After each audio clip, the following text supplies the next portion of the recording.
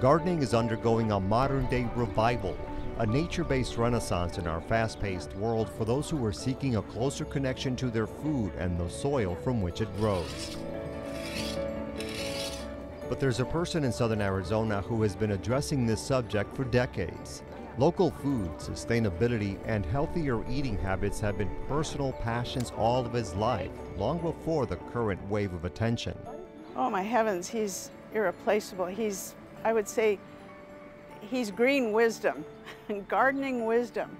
I think he's an incredible treasure. I think he's vastly important to the community. He's been a dear friend and has lots of wonderful seeds of kindness that he plants as much as vegetables. We've been a member of the garden for, 4 or 5 years, and we bought our seeds that long ago. And are they still any good?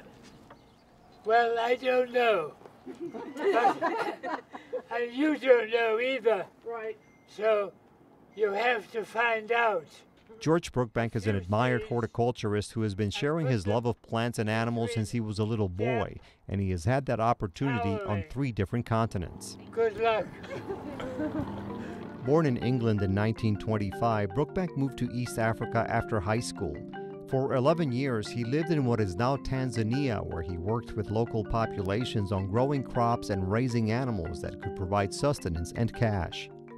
I joined the Colonial Agricultural Service, and that got me a passage to one of the colonies. After his time in Africa, he traveled west to California with his American wife. And I got a master's degree in horticulture. And when I had that, I felt I was qualified to apply for a salaried position. He was hired in Yuma, Arizona, but he moved again in 1972. He accepted a position in urban horticulture with the University of Arizona's Extension Service. Nearly 2 decades later, Brookbank and other committed residents established Community Gardens of Tucson.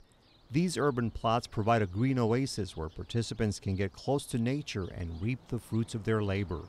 The first one was on First Avenue, which now houses Sprouts and LA Fitness. Our plots were right under there, and that was in 1990, and then it grew one by one as people paid dues in that when we had enough money to open another and another and another.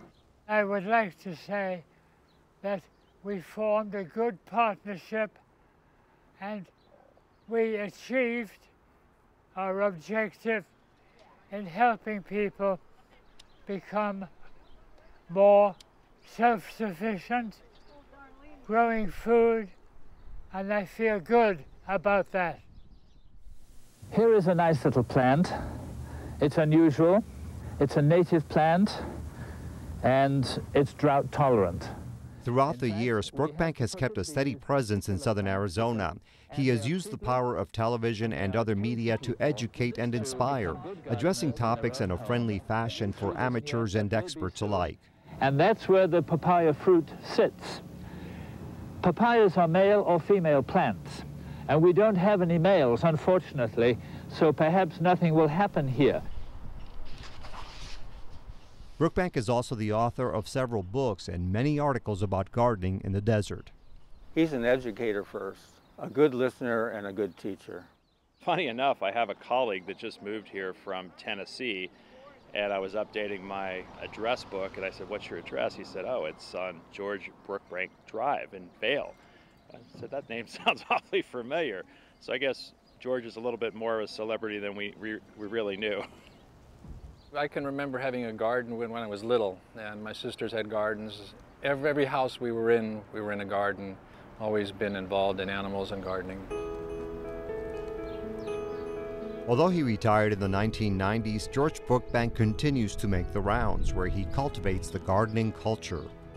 And he even now still goes to some of the community gardens on their monthly meetings and offers his wisdom and his good cheer, and he's a wonderful, wonderful man. George, I just found a bright yellow grasshopper on my corn. Should I worry or should I just leave it alone? I think what you should do is to pick it off with your finger and thumb. Put it on the ground and jump on it. That's what I was afraid of. He's taught a lot of people about gardening, but I'm a terrible gardener, so I thought bees would be a better place for us to connect. It's a nice full flame. Oh, good.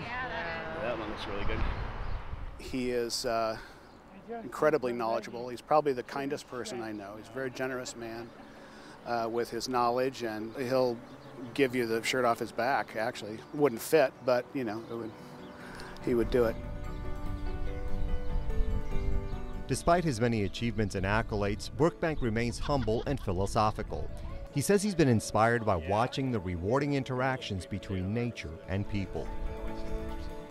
I just think that I am doing something worthwhile, and people think I'm doing it worthwhile, and that gives me safe satisfaction.